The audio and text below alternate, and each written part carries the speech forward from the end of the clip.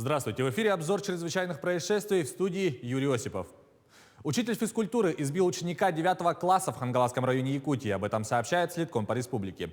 По результатам проверки информации социальных сетей в отношении мужчины возбуждено уголовное дело. Подросток обратился в медицинское учреждение, где ему, согласно медицинским документам, поставлен диагноз: сотрясение головного мозга, закрытая черепно-мозговая травма, ушиб грудной клетки. По данным следствия, 14 апреля на уроке физкультуры учитель одной из школ Хангаласского района нанес телесные повреждения ученику 9 класса. В Ленском районе мужчина приговорен к лишению свободы за нарушение правил дорожного движения, из-за которого погиб человек. По информации прокуратуры региона, 50-летний местный житель признан виновным в повторном пьяном вождении.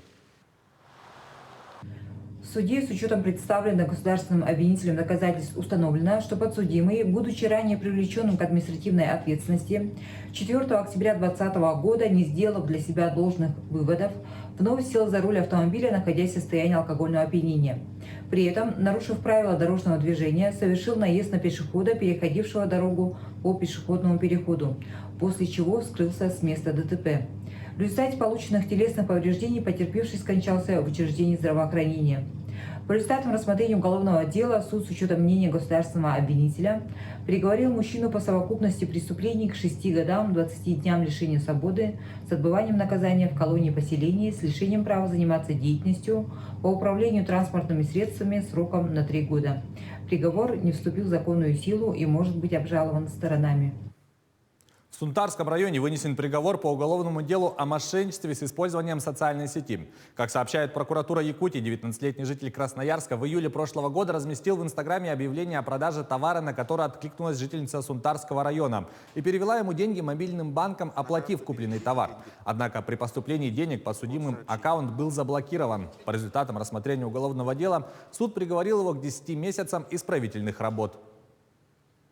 В Жиганском районе к лишению свободы осужден мужчина, нанесший тяжкий вред здоровью своему знакомому в ходе подледной рыбалки. Об этом сообщает прокуратура республики. Так, 56-летний житель села Костатем Жиганского района в конце декабря прошлого года выехал со знакомым на подледную рыбалку. В ходе распития спиртных напитков в результате ссоры он дважды ударил ножом потерпевшего, попав в плечо и грудь, причинив таким образом тяжкий вред здоровью. После этого подсудимый, имея образование ветеринара, оказал потерпевшему первую помощь на месте происшествия и остановил кровотечение.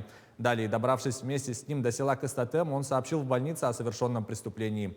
По результатам рассмотрения уголовного дела суд с учетом предыдущих непогашенных судимостей, опасного рецидива преступления, а также смягчающих вину обстоятельств приговорил его к 2 годам и 8 месяцам лишения свободы в колонии строгого режима.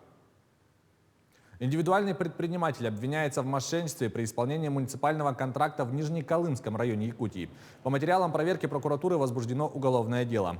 По версии следствия, в сентябре прошлого года между администрацией поселка Черский и обвиняемым заключен муниципальный контракт на обустройство санитарных точек в поселке.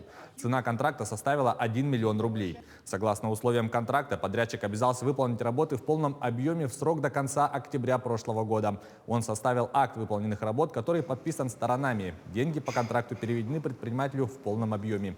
Вместе с тем, в ходе проверки установлено, что работы в полном объеме не выполнены. Объем невыполненных работ составил более 570 тысяч рублей. Это был обзор чрезвычайных происшествий. Берегите себя и увидимся в следующих выпусках.